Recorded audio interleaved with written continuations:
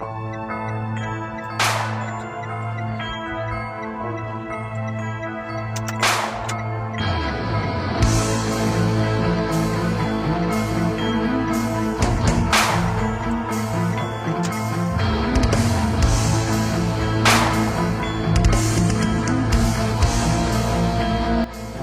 warahmatullahi wabarakatuh.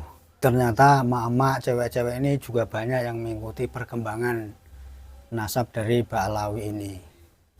Mungkin sebelum-sebelumnya, karena kalau kita lihat di kampung-kampung, bahkan di kota-kota, kalau ada sholawatan yang namanya Habib, ini tidak kurang namanya cewek-cewek cabe-cabean sampai yang emak-emak itu datang berbondong-bondong. Semuanya terpesona dan pandangan kagum kepada yang sholawatan ini. Itu kemarin-kemarin dan sekarang ini masih berlangsung. Kalau ditanya, kamu kemana? Wah, di sana ada Habib ini, Habib ini. Wah, Habib ini ganteng, yang Habib ini ganteng. Jadi begini sedulur. Memang di kampung-kampung rata-rata, ini yang cewek-cewek yang menghadiri banyak sholawatan ini, rata-rata kalau ditanya kenapa kagum kepada beliau, satu yang jelas mereka beranggapan kalau oknum Habib ini nasabnya dari Nabi kita Muhammad SAW. Bahkan kalau ditanya lagi, mereka itu seolah-olah kagum dan terpesona dengan mungkin ini bukan lokal gitu, ini interlokal. Jadi bahkan kalau ditanya-tanya, syukur-syukur dapat suami dari yang non lokal ini. Yang tragis katanya untuk memperbaiki keturunan. Tetapi dari subscribe dan komen yang masuk ke channel kita, ini yang perempuan-perempuan ini mulai sadar. Karena memang mengkhawatirkan, rata-rata kalau kita lihat berita artis yang kemudian diceraikan oleh yang oknum Habib ini dan kemudian dibohongi dan sebagainya, itu karena awalnya memang terpesona. Satu, terpesona karena mungkin impor, barang impor, atau kegantengannya mungkin, atau yang paling pokok, wah nanti kalau saya punya anak ini ada titisan dari Nabi kita atau durian Nabi kita Muhammad SAW, kan senang sekali bisa dijamin langsung masuk surga. Bahkan doktrin-doktrin yang kita dengar beberapa waktu yang lalu, itu ada kata-kata begini kalau masih ingat, mati urip gandulan sarunge kabib. Coba, dahsyat. Dan itu saya juga waktu itu juga terpesona dan pikiran saya juga terdoktrin. Iya ya, karena apa? Berpikiran karena mereka ini turunannya Nabi kita Muhammad SAW. Jadi saya juga takut kualat waktu itu. Dan mungkin sekarang juga masih banyak saudara-saudara kita pribumi yang berpikiran seperti itu. Mati urip gandulan sarunge kabib. Jos itu. Kurang apa lagi doktrin yang seperti itu. Nah ini merambah sampai ke kampung-kampung. Jadi kalau ada kabib datang, kemudian ada lagi yang ngomong tolong kasih ini, kamu jangan pelit-pelit, nanti saya didoakan sama kabib masuk surga atau apa. Rata-rata pada takut. Nah ini doktrin ini alhamdulillah ini banyak cewek-cewek sekarang yang lihat channel saya ini mulai berpikir. Karena apa? Rata-rata juga kemarin-kemarin itu yang kena imbas dari doktrin yang gak benar itu juga banyak cewek. Jadi cewek sekarang marilah itu seperti Nyi Ageng Serang yang terus berjuang melawan VOC, ada Dewi Sartika, ada Cut Nyadin, itu wanita-wanita tangguh yang anti kolonialisme, jasadi. Kalau sekarang kan rohani, akli.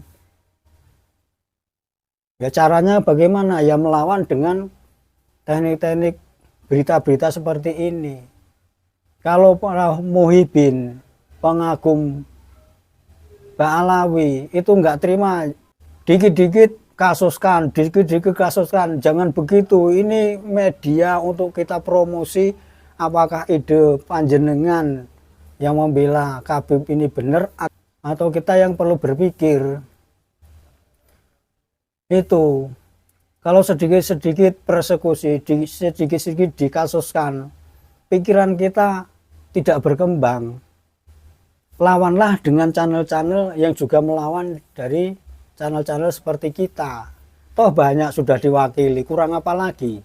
Kecuali menyakiti pribadi saudara-saudara yang muhibin yang selama ini.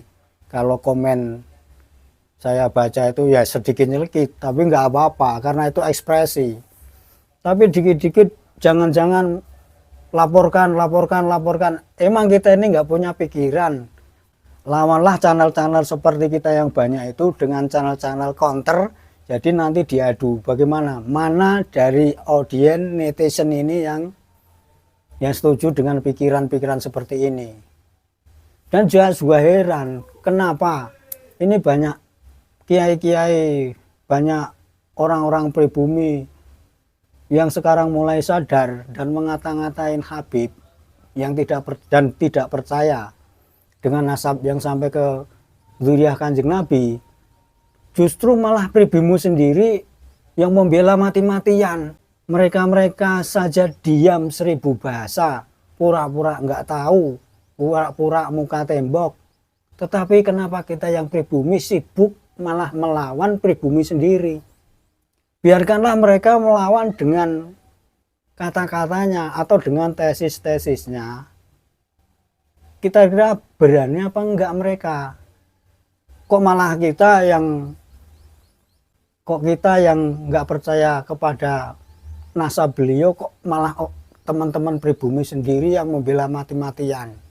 Oke lah, mungkin muhibin-muhibin yang belajar ngaji ini mungkin kepada oknum Habib-Habib ini, tapi logika cara berpikir itu jangan disangkut pautkan dengan anggapan kalau guru atau yang saudara-saudara ini belajar ngaji itu terus mengatakan 100% benar. Kalau memang nasabnya itu secara ilmu pengetahuan itu enggak nyambung, kemudian dites DNA enggak mau, kicep 1000 bahasa. Loh, mereka saja diam-diam saja kok. Kita ini malah keluar-keluar membela. Jadi membela di sini itu motivasinya apa? Begitu. Untuk teman-teman yang di mana itu, di Wonogiri kemarin, lanjutkan terus. Kalau tidak dilangsungkan terus-menerus dan dipromosikan ke bawah, itu juga nanti juga akan mandek. Bahkan saya dengar-dengar yang di Solo Raya itu, maaf ngomong, katanya sudah mulai lemah. Ini ada apa? Kita yang ngomong di media seperti ini marilah kita itu sadar. Saya juga sudah dulu itu juga muhibin dekek dari bujang. Tapi ketika ada kebenaran, ada kabar yang datang, kemudian kita cek dan recheck dan melihat keadaan sekeliling ini. Dari makam palsu yang ada di mana-mana. Bahkan dari satu makam saja ada beberapa macam yang namanya sama makam ini. Ini kan sesuatu yang aneh. Dan oknum-oknum itu ternyata pusatnya ya ternyata dia yang membuat ini dengan anak buahnya. Nah, anak buahnya ini ya kemungkinan mungkin dari kita juga yang nggak tahu dibayar atau apa. Nah, iya aja diajak cara kerja mereka, tapi sebetulnya di balik itu ada sesuatu yang pribumi tidak tahu karena ya memang nggak tahu sejarah. Karena kalau mereka datang pada suatu daerah kemudian dia datang ke makam itu langsung ngomong dengan orang daerah itu, ini namanya ini ini bapaknya ini, mbahnya ini, dulu dia di sini sampai sini. Nah, ini kuburannya saya cari. Nah, orang-orang kampung yang punya kuburan yang kuno di tempat itu, karena selama ini tidak menguri-uri, bahkan mungkin ya nggak peduli, iya aja, apalagi diajak untuk membuat makam yang dibaguskan. Tentu orang-orang kan senang sekali. Tapi efeknya pemalsuan makam itu akan terjadi. Dan mulai sekarang alap-alap Mataram ini sudah kemana-mana, sudah mendatar di mana di Jawa Tengah, bahkan di Jawa Barat. Ini disinyalir sudah ketemu 3.000 makam palsu. Nah, makam palsu ini apakah makam yang dijadikan jadi nggak ada isinya tapi dibikin, ada juga ada isinya tapi bukan nama yang diisi itu, dan itu terjadi sampai sekarang dan terus diburu oleh alap-alap Mataram, dan ini akan terus dicari karena konon sudah ada sekitar, kalau nggak salah dikoreksi, ada sudah sekitar makam abal-abal di Kalimantan, mungkin di Sumatera juga, atau di pokoknya di seluruh Indonesia. Kita mesti sekarang ini jaga diri masing-masing, jaga lingkungan Anda, anak sedulur, jangan sampai doktrin ini terus menerus. Dan untuk yang lain-lain yang pembela oknum Habib ini, berpikirlah rasional. Untuk apa membela mereka mati-matian? Toh mereka sendiri diam 1000 bahasa. Apakah kamu senang kita akan bertengkar pribumi sama pribumi?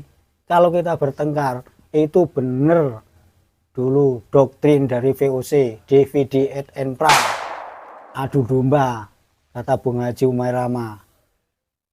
Domba bisa diadu lah, kalau kita diadu jelas nggak pakai sungu, tapi mesti pakai ilmu kekebalan, terbang, atau senjata tajam. Jangan sampai terjadi itu. Rapatkan barisan. Yang tidak percaya kepada tesis Kiai Imaduddin, tolong dibuka literatur sejarah. Syukur-syukur Anda juga yang tahu kitab-kitab klasik membuka kitab-kitab nasab itu dan di cross check benar apa tidak. Bahkan emas, kalau kita mau jual di toko emas, ada suratnya, ada berapa gram, setelah ditimbang itu akan dites keaslian emas ini. Begitu juga yang mengaku-ngaku kalau dia zuriyahnya Nabi Muhammad SAW, kok kita percaya saja? Ini logika dari mana? Ketemu orang seperti orang Arab berjubah, kemudian bersorban, bahasa Arabnya melipis, kemudian ngomong sama kita di jalan, aku ini turunannya Nabi Muhammad SAW. Loh, kok kita langsung percaya? Ini ketemu dari mana? Datanya dari mana? Selama ini kita berpikiran seperti itu. Ada orang datang ke kampung kita, ke kota kita, langsung teman kita bilang, dia itu zuriyah itu. Loh, kamu itu bilang begitu, kok bisa? Wong dia saja itu datanya itu sampai sekarang diragukan. Kalau memang dia surat-suratnya ada paspornya, dari sananya pusatnya itu ada paspornya, katanya ini jalurnya Nabi Muhammad SAW. Suratnya ada, untuk keasliannya apa? Tes. Benar-benar enggak ini. Yang di surat sama yang di zat ini sama. Nyatanya sampai sekarang tes DNA ada juga yang sudah berani tes DNA, konon sudah sekitar 7 orang. Bahkan yang dulu kita tahu itu presenter kondang wanita, itu sudah tes DNA dan positif. Bahkan jalurnya kemana, Arabnya itu sekitar cuma berapa persen, 3% atau berapa, sedikit sekali. Bayangkan saja, apalagi kalau mereka-mereka yang sekarang ini yang ngotot diam 1000 bahasa, nggak mau menjawab protes-protes kita, tesis-tesis Kiai Madudin, yang justru malah pribumi kita sendiri yang mengkanter nih bagaimana. Toh mereka aja diam, suruh tes DNA. Kalau memang benar-benar, karena apa mereka nggak tes-tes DNA dan kita dibiarkan nyocot sini sama lainnya, bertengkar sendiri antar pribumi? Karena dia tahu, karena memang nasabnya itu bukan nasabnya Kanjeng Nabi Muhammad SAW. Ayo bro, teman-teman, berpikir terus. Dan juga untuk mbak-mbak yang subscribe saya, teruskan pikirannya. Nanti kalau Anda masih cewek, nanti punya anak, kasih pengetahuan kalau ketemu mereka-mereka ini. Jangan sampai didoktrin. Karena yang berpakaian Arab bukan berarti keturunan Nabi Muhammad SAW. Bahkan orang-orang yang di Cina sana sudah seperti orang Cina sana juga, yang ternyata dirianya Nabi Muhammad SAW. Enggak harus berpakaian Arab. Yang justru juga, yang ini juga perlu tahu, merasa kastanya lebih tinggi dari kita. Kita balik ke tadi, pahlawan perempuan cewek nasional kita, Cut Nyak-Din, Dewi Sartika, Nyi Ageng Serang, siapa lagi dan banyak. Dan ada juga yang dari Mentaram, dulu yang menyamar di Batavia karena ingin memperdaya JP Kun. Tahu kan sejarahnya, itu perempuan-perempuan hebat melawan VOC Belanda, melawan fisik. Tapi sekarang kita melawan doktrin, melawan doktrin Akli, doktrin Kolbi, dan seterusnya.